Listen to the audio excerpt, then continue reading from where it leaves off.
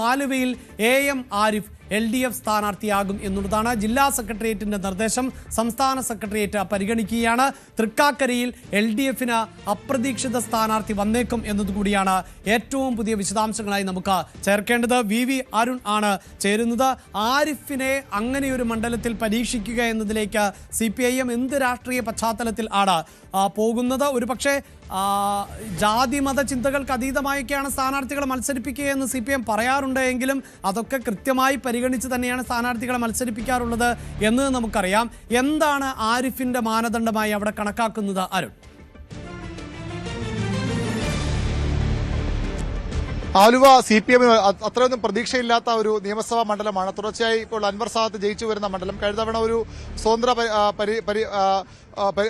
സ്വതന്ത്രനെ ഇറക്കിയുള്ള ഒരു ശ്രമമൊക്കെ CPM നടത്തിയിരുന്നു. പക്ഷേ ഇത്തവണ പാർട്ടി സ്ഥാനാർത്ഥിനെ വരട്ടെ, അത് ആ ജില്ലയ്ക്ക് പുറത്തുള്ള ഒരു പ്രധാനപ്പെട്ട നേതാവിനോട് മത്സരിപ്പിക്കണമെന്ന നിർദ്ദേശമാണ് ഇന്നലെ എറണാകുളം ജില്ലാ സെക്രട്ടറിയിൽ ഉണ്ടായത്. അങ്ങനെയാണ് ആലപ്പുഴ മുൻ MP കൂടിയായ AM ആരിഫിന്റെ പേര് അവിടെ ജില്ലാ സെക്രട്ടറി പരിഗണിക്കുന്നത്. AM ആരിഫിനെ ആലുവ നിയമസഭാ മണ്ഡലത്തിൽ മത്സരിപ്പിച്ചാൽ വിജയസാധ്യതയുണ്ട്, അല്ലെങ്കിൽ ഒരു ശക്തമായ ഒരു പോരാട്ടമെങ്കിലും നടത്താൻ കഴിയുമെന്നാണ് ജില്ലാ സെക്രട്ടറിയുടെ പ്രതീക്ഷ. അത് ഇപ്പോൾ ചേർന്നുകൊണ്ടിരിക്കുന്ന CPMന്റെ സംസ്ഥാന സെക്രട്ടേറിയറ്റിൽ ആ പേര് നിർദ്ദേശം മുന്നോട്ട് വയ്ക്കും. ആരിഫ് വന്നാൽ ആ മണ്ഡലം ജയിച്ചു വരാമെന്നാണ് CPMന്റെ പ്രതീക്ഷ. അത്രത്തോളം മറ്റു പരിഗണനകളും മറ്റ് സാധ്യതകളും ഒക്കെ പരിശോധിക്കപ്പെടും. സംസ്ഥാന സെക്രട്ടേറിയറ്റും ആ പേര് പരിശോധിക്കും. ജില്ലയ്ക്ക് പുറത്തുള്ള ആൾ അവിടെ മത്സരിക്കാൻ വരികയാണ്. അത്തരം സാഹചര്യങ്ങളൊക്കെ അവിടെ ഉണ്ട്. അതുകൊണ്ട് തന്നെ അതിന് കൃത്യമായ ഒരു പരിശോധന ഉണ്ടാകും. ഏതായാലും AM ആരിഫിനോട് മത്സരിപ്പിക്കാനാണ് CPM ഒരുങ്ങുന്നത്.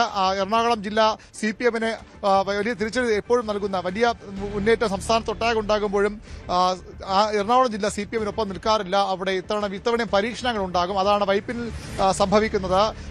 വൈപ്പിനും തൃപ്പൂണിത്തുറയും തമ്മിൽ അത്തരം ഒരു പരീക്ഷണമാണ് ഇത്തവണ CPM നടത്തുന്നത്. അതിനപ്പുറത്തേക്ക് തൃക്കാക്കരയിലും CPM ഒരു അപ്രതീക്ഷിത സ്ഥാനാർത്ഥിയെ കൊണ്ടുവരാൻ ശ്രമിക്കുന്നുണ്ട്. അതും സംസ്ഥാന സെക്രട്ടറി തീരുമാനമാകും. ആ പേര് ആരും നമുക്ക് ഇതുവരെയും വ്യക്തമായിട്ടില്ല, അല്ലെങ്കിൽ ആ പേര് നമുക്ക് ഉറപ്പിക്കാനായിട്ടില്ല. പക്ഷേ ഒരു അപ്രതീക്ഷിത സ്ഥാനാർത്ഥി, വിജയസാധ്യതയുള്ള ഒരു സ്ഥാനാർത്ഥിയെ അവിടെ അവതരിപ്പിക്കാൻ ശ്രമിക്കുന്നുണ്ട്. ആ പേരും ഇന്ന് സംസ്ഥാന സെക്രട്ടറിയിൽ വരും. അങ്ങനെ എറണാകുളം ജില്ലയിൽ പാർട്ടിക്ക് പ്രതീക്ഷയില്ലാത്ത മണ്ഡലങ്ങളിൽ പ്രതീക്ഷയുള്ള ചില പേരുകൾ മുന്നോട്ട് വെച്ചുകൊണ്ട് അവിടെ ഒന്നിലധികം സീറ്റുകൾ പിടിച്ചെടുക്കാനാകുമോ, ഇപ്പോൾ ഉള്ള നില മെച്ചപ്പെടുത്താനുള്ള ശ്രമമാണ് CPM നടത്തുന്നത്. അതിന്റെ തുടർച്ചയായാണ് ഇപ്പോൾ ഈ AM ആരിഫ് പോലുള്ള പേരുകൾ അവിടെ ആലുവയിൽ പരിഗണിക്കുന്നത്. അങ്കമാലി സീറ്റ് 39 വർഷങ്ങൾക്ക് മുമ്പാണ് CPM അവസാനം മത്സരിച്ചത്. ഇത്തവണ ആ സീറ്റ് CPM ഏറ്റെടുക്കുകയാണ്. ഇന്ത്യൻ സോഷ്യലിസ്റ്റ് ജനതാദളിൽ നിന്ന് ആ സീറ്റ് CPM ഏറ്റെടുക്കാനാണ് ഇപ്പോൾ ആലോചിക്കുന്നത്. അങ്ങനെ ഒരു ശുപാർശ സംസ്ഥാന സെക്രട്ടറി മുൻപാകെ ഇന്ന് വരും. ഏറെക്കുറെ ധാരണയായി കഴിഞ്ഞു. അങ്ങനെയെങ്കിൽ അവിടെ പെരുമ്പാവൂർ മുൻ MLA സാജു പോളാകും CPM വേണ്ടി മത്സരിക്കുക. എറണാകുളം സീറ്റ് പകരം ISJDക്ക് വിട്ടു നൽകും. ആ രീതിയിലാണ്. അങ്ങനെ പ്രധാനപ്പെട്ട 3 സീറ്റുകളിൽ CPMന് പ്രതീക്ഷയില്ലാത്ത 3 സീറ്റുകളിൽ ഒരു ഭാഗ്യപരീക്ഷണത്തിന് CPM ഒരുങ്ങുകയാണ്. ആലപ്പുഴയിൽ നിന്ന് AM ആരിഫ് ആലുവയിൽ എത്തുമോ എന്ന് അല്പസമയത്തിനകം വ്യക്തമാകും. സംസ്ഥാന സെക്രട്ടേറിയറ്റ് ജില്ലാ സെക്രട്ടറി ശുപാർശ അംഗീകരിച്ചാൽ AM ആരിഫ് ആലുവയിൽ CPMന്റെ സ്ഥാനാർത്ഥിയാകും. അങ്കമാലിയിൽ സാജു പോൾ വരും. അതുപോലെ തന്നെ തൃക്കാക്കരയിൽ ഒരു സ്വതന്ത്ര പരീക്ഷണത്തിന് കൂടി CPM ഒരുങ്ങുകയാണ്. അതൊരു പക്ഷേ കോൺഗ്രസ് ക്യാമ്പിൽ നിന്നുള്ള ഒരു പ്രധാനപ്പെട്ട നേതാവായാലും അത്ഭുതപ്പെടാനില്ല എന്ന് മാത്രമാണ് ഇപ്പോൾ നമുക്ക് നൽകാൻ കഴിയുന്ന വിവരം. അഭിലാഷ്. തീർച്ചയായും അരുൺ സൂചിപ്പിക്കുന്ന പോലെ തന്നെ നേരത്തെ കനൽ ഒരു തരിയായി മാറിയ നേതാവാണ് ആരിഫ് എന്ന് പറയുമ്പോഴും അവിടെ അരുൺ ഈ സൂചിപ്പിക്കുന്ന പോലെ ഒരു പക്ഷേ നിയമസഭാ തെരഞ്ഞെടുപ്പാണ്, അവിടെ കൂടുതൽ രാഷ്ട്രീയം പറയുന്ന സാഹചര്യമുണ്ട്. പക്ഷേ ആരിഫിന്റെ പ്രവർത്തന മേഖല എന്നത് എറണാകുളവുമായി ബന്ധമില്ലാത്ത ഒന്നാണ് എന്ന് നമുക്കറിയാം. ഒരു പക്ഷേ ആലപ്പുഴയിലെ ഏതെങ്കിലും മണ്ഡലങ്ങളിൽ ആരിഫ് വീണ്ടും സ്ഥാനാർത്ഥിയാകുമോ എന്ന സൂചനകളുണ്ടായിരുന്നു. പക്ഷേ അതിനുള്ള ഒരു സാധ്യതയും അവിടെ ഉണ്ടായിരുന്നില്ല. അതിനിടയിലാണ് ഇപ്പോൾ അപ്രതീക്ഷിതമായ ഒരു നീക്കം നടത്തുന്നത്. ഒരുപക്ഷെ ന്യൂനപക്ഷ വോട്ടുകൾ അധികമായി സമാഹരിക്കാൻ സാധിക്കും. ആ ന്യൂനപക്ഷ വോട്ടുകളുടെ ആനുകൂല്യത്തിൽ ഒരു ശക്തമായ മത്സരം കാഴ്ചവെക്കാൻ സാധിക്കും. അൻവർ സാദത്തിന് ഒരു കരുത്തനായ എതിരാളി ആയി ആരിഫ് മാറും. അതാണ് പൊതുവിൽ ഇപ്പോൾ നിരീക്ഷിക്കപ്പെടുന്നത്. അതുതന്നെയാണ് CPMന്റെ പ്രതീക്ഷ. അവിടെ കഴിഞ്ഞ തവണയൊക്കെ ഒരു കോൺഗ്രസ് നേതാവിന്റെ മകളെ അവിടെ സ്ഥാനാർത്ഥിയാക്കിയ ഒരു പരീക്ഷണമാണ് CPM ആലുവയിൽ നടത്തിയത്. പക്ഷേ ഇത്തവണ പാർട്ടി സ്ഥാനാർത്ഥി തന്നെ മത്സരിക്കട്ടെ എന്ന ഒരു ആലോചനയാണ് ജില്ലാ സെക്രട്ടേറിയറ്റിനുള്ളത്. സംസ്ഥാന സെക്രട്ടറിയുടെ അനുമതി അതിന് ആവശ്യമാണ്. കാരണം ആദ്യഘട്ടമൊന്നും ഇല്ലാതിരുന്ന പേരാണ്. വളരെ പൊടുന്നനെയാണ് AM ആരിഫ് എന്ന പേരിലേക്ക് CPM എത്തുന്നത്. അത് ഏത് തരത്തിലുള്ള ആലോചനയാണ് എന്ന കാര്യത്തിൽ വ്യക്തതയില്ല. ജില്ലാ സെക്രട്ടേറിയറ്റ് അത്തരം ഒരു നിർദ്ദേശം ഇപ്പോൾ മുന്നോട്ട് വച്ചിട്ടുണ്ട്. സംസ്ഥാന സെക്രട്ടറിയിലും ആ പേര് തന്നെ വരാൻ സാധ്യതയുണ്ട്. സംസ്ഥാന സെക്രട്ടറി ആ പേര് എതിർത്തില്ല എങ്കിൽ സ്വാഭാവികമായും വിജയസാധ്യതയുള്ള സ്ഥാനാർത്ഥി ജില്ലാ സെക്രട്ടറി കൊണ്ടുവരുമ്പോൾ എതിർക്കാനുള്ള ആകാനുള്ള സാധ്യത വിരളമാണ്. അതുകൊണ്ട് തന്നെ എ എം ആരിഫയുടെ സ്ഥാനാർത്ഥിയാകാൻ തന്നെയാണ് സാധ്യത. അതിനൊപ്പം തന്നെയാണ് ഈ അങ്കമാലി സീറ്റിലെ വച്ചുമാറ്റവും, അതും ഒരു വിജയസാധ്യത പ്രതീക്ഷയെ തന്നെയാണ് CPM മുന്നോട്ട് പോകുന്നത്. എറണാകുളം CPM ജയിക്കാൻ കഴിയുന്നൊരു മണ്ഡലമല്ല. അവിടെ ആദ്യം KV തോമസിന്റെ പേരൊക്കെ പരിഗണനയിൽ വന്നതാണ്. പക്ഷേ അത് പിന്നീട് ആ പേര് മുന്നോട്ട് പോയില്ല. അവിടെയാണ് ഇപ്പോൾ ആ സീറ്റ് വച്ചുമാറി അങ്കമാലി എടുത്താൽ പെരുമ്പാവൂർ തൊട്ടടുത്തുള്ള ഒരു മണ്ഡലമാണ് അങ്കമാലി. അവിടെ സാജു പോളിന് വ്യക്തിബന്ധങ്ങളൊക്കെ ഉണ്ട് എന്നാണ് അവിടെ നിന്നുള്ള വിവരങ്ങൾ ലഭിക്കുന്നത്. അങ്ങനെയെങ്കിൽ സാജു പോളിനെ അവിടെ പരീക്ഷിച്ചാൽ കഴിഞ്ഞ 2016 ഇടതുമുന്നണിക്ക് വലിയ വിജയം സംസ്ഥാനത്തൊട്ടാകെ ഉണ്ടാകുമ്പോഴും ജിഷ കൊല്ലപ്പെട്ട അതിനെ തുടർന്നുള്ള വിവാദങ്ങളാണ് പെരുമ്പാവൂരിൽ സിറ്റിംഗ് സീറ്റ് LDF നഷ്ടപ്പെടാൻ ഇടയാക്കിയത്. അവിടെ എൽദോസ് കുന്നപ്പള്ളി 2 തവണ ജയിച്ചു. ഇത്തവണ അവിടെ കുന്നപ്പള്ളിയിൽ മത്സരിക്കില്ല എന്നാണ് കോൺഗ്രസ് ക്യാമ്പിൽ നിന്ന് ലഭിക്കുന്ന സൂചനകൾ. അങ്ങനെയെങ്കിൽ അവിടെ ഒരു പുതുമുഖ സ്ഥാനാർത്ഥി വരും. അവിടെ ഭാഗ്യം പരീക്ഷിക്കാതെ തൊട്ടടുത്ത മണ്ഡലത്തിലേക്ക് അങ്കമാലി എടുത്താൽ അവിടെ സാജു പോളിന് കുറച്ചുകൂടി വിജയസാധ്യതയുണ്ട്.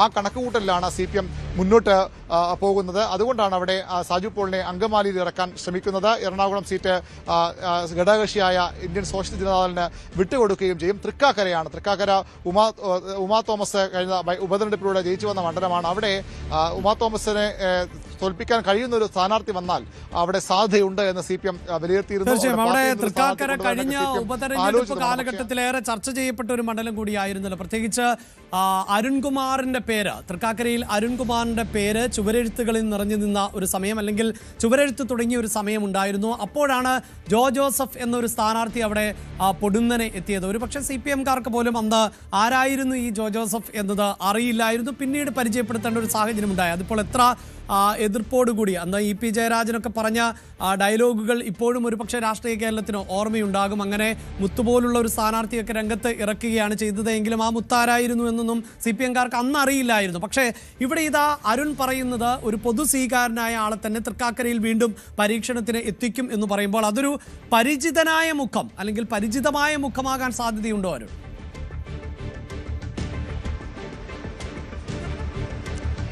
അങ്ങനെയാണ് നേതാക്കളിൽ സൂചന. പക്ഷെ നമുക്ക് ആ പേര് ഇതുവരെയും പുറത്തു പറയാൻ കഴിഞ്ഞിട്ടില്ല. പരിചിതമായ മുഖമോ പരിചിതനായ മുഖമോ പരിചിതയായ മുഖമോ ഒക്കെ ആകാനുള്ള സാധ്യതയുണ്ട്. കോൺഗ്രസിൽ നിന്നൊരു പ്രധാനപ്പെട്ട നേതാവ് തന്നെ വന്നാലും അത്ഭുതപ്പെടാനില്ല എന്നാണ് പറഞ്ഞത്. പക്ഷേ ആ പേര് ഇതുവരെ നമുക്ക് ഉറപ്പിച്ചു പറയാൻ കഴിയുന്നില്ല. സംസ്ഥാന സെക്രട്ടേറിയറ്റ് അനുമതി അതിന് ആവശ്യവുമാണ്. സംസ്ഥാന സെക്രട്ടേറിയറ്റ് ജില്ലാ നേതൃത്വം വയ്ക്കുന്ന പേര് ആര് എന്ന കാര്യത്തിൽ ഇപ്പോഴും ഒരു വ്യക്തതക്കുറവുണ്ട്. ഒരു പക്ഷേ കോൺഗ്രസിൽ നിന്ന് പ്രധാനപ്പെട്ട ഒരു നേതാവായി മാറി അത്ഭുതപ്പെടാനില്ല എന്ന് മാത്രമാണ് നമുക്ക് ലഭിക്കുന്ന സൂചനകൾ. അതാര് എന്ന കാര്യത്തിൽ വ്യക്തത ഇനിയും വന്നിട്ടില്ല. കോൺഗ്രസിൽ നിരവധി അസംതൃപ്തർ ഉള്ള ജില്ല കൂടിയാണ് എറണാകുളം എന്നാണ് CPM വിലയിരുത്തുന്നത്. എല്ലാ സാധ്യതകളും മുതലെടുക്കുകയാണ്. അല്ലെങ്കിൽ നേരത്തെ ജോസഫിനെയൊക്കെ അവതരിപ്പിച്ചതുപോലെ അത്തരത്തിലൊരു പുതുമുഖവും അത്തരത്തിലൊരു മറ്റേതെങ്കിലും മേഖലകളിൽ നിന്നുള്ള ഒരു പ്രധാനപ്പെട്ട ആളുമാകാം. ആ പേരിലേക്ക് നമുക്ക് ഈ ഘട്ടത്തിൽ എത്താൻ കഴിഞ്ഞിട്ടില്ല എന്നുള്ളതാണ് അതിന്റെ ഒരു വസ്തുത. അതുകൊണ്ടാണ് ആ പേര് നമ്മൾ സംശയമുള്ള പേരുകൾ റിപ്പോർട്ട് ചെയ്ത് പോകാത്തത് കൊണ്ടാണ്. പക്ഷേ ആലുവയുടെ കാര്യത്തിൽ അങ്ങനെയല്ല. എ എം ആരിഫ് തന്നെയാണ് അവിടെ CPM ജില്ലാ സെക്രട്ടേറിയറ്റിന്റെ നിർദ്ദേശമായി വന്നിട്ടുള്ളത്. അത് സംസ്ഥാന സെക്രട്ടറി തീരുമാനത്തിനനുസരിച്ച് അത് അന്തിമ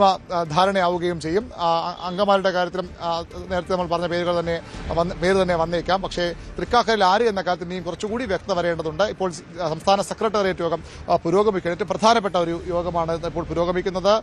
1 മണിയോടുകൂടി യോഗം അവസാനിച്ചേക്കാം. അപ്പോൾ സ്വാഭാവികമായും ഇത് സംബന്ധിച്ച് കുറച്ചുകൂടി വ്യക്തത ഉണ്ടാകാനാണ് സാധ്യത. ഏതായാലും എല്ലാ വഴികളും ഈ 110 സീറ്റ് എന്ന മുഖ്യമന്ത്രിയുടെ ഒരു പ്രതീക്ഷ, സ്വപ്നം, നിർദ്ദേശം അതിലേക്ക് എത്താൻ എല്ലാ വഴികളും CPM തേടുമെന്നുറപ്പാണ്. തദ്ദേശ തെരഞ്ഞെടുപ്പിലെ പ്രതികൂല സാഹചര്യങ്ങൾ മാറി വരുന്നു എന്നാണ് CPMന്റെ വിലയിരുത്തൽ. സ്ഥാനാർത്ഥി നിർണയത്തിൽ കൂടി ഒരു മേൽക്കൈ ഉണ്ടായാൽ, കഴിഞ്ഞ തവണയൊക്കെ വന്നതുകൂടി സ്ഥാനാർത്ഥി നിർണയത്തിൽ കൂടി ഒരു മേൽക്കൈ ഉണ്ടായാൽ അതിലേക്ക് എത്തുക അത്ര അപ്രാപ്യമായ ലക്ഷ്യമല്ലെന്ന് CPMും ഇടതുമുന്നണിയും കണക്കുകൂട്ടുന്നത്. അതുകൊണ്ടാണ് ഈ അങ്കമാലി പോലുള്ള സീറ്റുകളിലേക്ക് അത്തരം ഒരു പരീക്ഷണത്തിന് CPM തയ്യാറാകുന്നത്.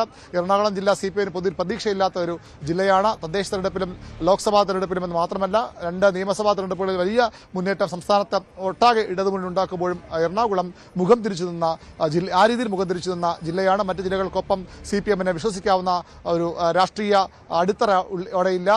വോട്ടിൽ അത്തരം ഒരു ബലാബലം CPMനില്ല. പക്ഷേ ഇത്തവണ രണ്ടും കൽപ്പിച്ചുള്ള ചില നീക്കങ്ങൾ CPM നടന്നു. പാലക്കാട് അതുപോലെ തന്നെ കഴിഞ്ഞ തവണ സരിനെ ഇറക്കി നടത്തിയ പരീക്ഷണം പാളിപ്പോയിരുന്നു. പക്ഷേ അവിടെയും ഇത്തവണ ഒരു അപ്രതീക്ഷിത സ്ഥാനാർത്ഥി, തദ്ദേശ തെരഞ്ഞെടുപ്പിലൊക്കെ അവിടെ ഉണ്ടായ ഒരു മുന്നേറ്റമുണ്ട് ഇടതുമുന്നണിക്ക്. അത് 2ാം സ്ഥാനത്തേക്ക് എത്താൻ കഴിഞ്ഞുവെന്നൊരു ആത്മവിശ്വാസമുണ്ട്. ആ പരിഗണിച്ചുകൊണ്ട് പാലക്കാടും അത്തരത്തിലൊരു ട്വിസ്റ്റ് പ്രതീക്ഷിക്കപ്പെടുന്നു. പ്രഖ്യാപിക്കപ്പെടുന്നു. ഇനിയും ചില മണ്ഡലങ്ങളിൽ കൂടി നേരത്തെ വന്ന പേരുകൾക്കപ്പുറത്തേക്ക് വിജയസാധ്യത നോക്കി പേരുകൾ മാറ്റി അന്തിമ പട്ടിക അംഗീകരിച്ചാലും അത്ഭുതപ്പെടാനില്ല. ഇന്നത്തെ സംസ്ഥാന സെക്രട്ടേറിയറ്റ് ഏറെക്കുറെ CPM-ന്റെ സ്ഥാനാർത്ഥി പട്ടികയ്ക്ക് അംഗീകാരം നൽകും. ഏറെക്കുറെ സീറ്റുകളിൽ അത് അംഗീകാരം നൽകും. ഞായറാഴ്ച വൈകുന്നേരത്തോടുകൂടി സ്ഥാനാർത്ഥിയുടെ പ്രഖ്യാപിക്കും. ഞായറാഴ്ച ഉച്ചയോടുകൂടി തെരഞ്ഞെടുപ്പ് പ്രഖ്യാപനം ഉണ്ടാകുമെന്ന് പ്രതീക്ഷിക്കുന്നു. ആ തെരഞ്ഞെടുപ്പ് പ്രഖ്യാപനം വന്നാൽ 1 മണിക്കൂറിനകം CPM-ന്റെ സ്ഥാനാർത്ഥികളുടെ പട്ടിക പുറത്തിറക്കും. ഇതാണ് നേതൃത്വം ഇപ്പോൾ പറയുന്നത്. ആ രീതിയിലാണ് ചർച്ചകൾ മുന്നോട്ട് പോകുന്നത്. യെസ്, മാർച്ച് 15-ന് ശേഷം ഏത് നിമിഷവും തെരഞ്ഞെടുപ്പ് തീയതി പ്രഖ്യാപിച്ചേക്കാൻ തെരഞ്ഞെടുപ്പ് കമ്മീഷൻ എന്നതാണ് പൊതുവെ വിലയിരുത്തുന്നത്. അതുകൊണ്ട് തന്നെ തെരഞ്ഞെടുപ്പ് കമ്മീഷൻ തീയതി പ്രഖ്യാപിച്ചാൽ ഉടനെ സ്ഥാനാർത്ഥികളെ പ്രഖ്യാപിക്കുക, ആ നിലയിലുള്ള ചർച്ചകളാണ് പുരോഗമിച്ചുകൊണ്ടിരിക്കുന്നത്. പക്ഷേ അപ്രതീക്ഷിതമായി ചില സ്ഥാനാർത്ഥികൾ ഉണ്ടായേക്കാം എന്ന സൂചനകൾ ആണ് പുറത്തുവരുന്നത്. അവിടെയാണ് ആരിഫ് വീണ്ടും സ്ഥാനാർത്ഥിയായി എത്തുന്നു. അത് പക്ഷേ ആലുവയിൽ ആണ് എന്നുള്ളതാണ്. തൃക്കാക്കരയിലും ഒരു സർപ്രൈസ് സ്ഥാനാർത്ഥി ഉണ്ടാകാം എന്ന വിവരം ആണ് ഇപ്പോൾ പുറത്തുവരുന്നത്. നേരത്തെ സെബാസ്റ്റ്യൻ പോളിന്റെ മകൻ റോണിന്റെ പേരടക്കമൊക്കെ സജീവമായി പരിഗണിക്കപ്പെടുന്നു എന്ന തരത്തിലുള്ള റിപ്പോർട്ടുകൾ ഉണ്ടായിരുന്നു. അവിടേക്കാണ് മറ്റു ചില പേരുകൾ കൂടി പരിഗണിക്കുന്നു എന്ന വിവരങ്ങൾ ഇപ്പോൾ പുറത്തുവരുന്നത്. ഒപ്പം അങ്കമാലിയിൽ ഇത്തവണ ഇടതുപക്ഷം CPIM-ന്റെ സ്ഥാനാർത്ഥിയായിരിക്കും ഇടതുപക്ഷത്ത് നിന്ന് ഉണ്ടാവുക എന്ന വിവരങ്ങൾ കൂടിയാണ് പുറത്തു വന്നുകൊണ്ടിരിക്കുന്നത്. CPM-ന്റെ സംസ്ഥാന സെക്രട്ടേറിയറ്റാണ് ഇത് സംബന്ധിച്ച് അന്തിമ തീരുമാനം എടുക്കേണ്ടത്. ഇപ്പോൾ നിർണായകമായ യോഗമാണ് പുരോഗമിച്ചുകൊണ്ടിരിക്കുന്നത്. കൂടുതൽ വാർത്തകൾക്ക് News 18 Keralam YouTube channel subscribe ചെയ്യുക.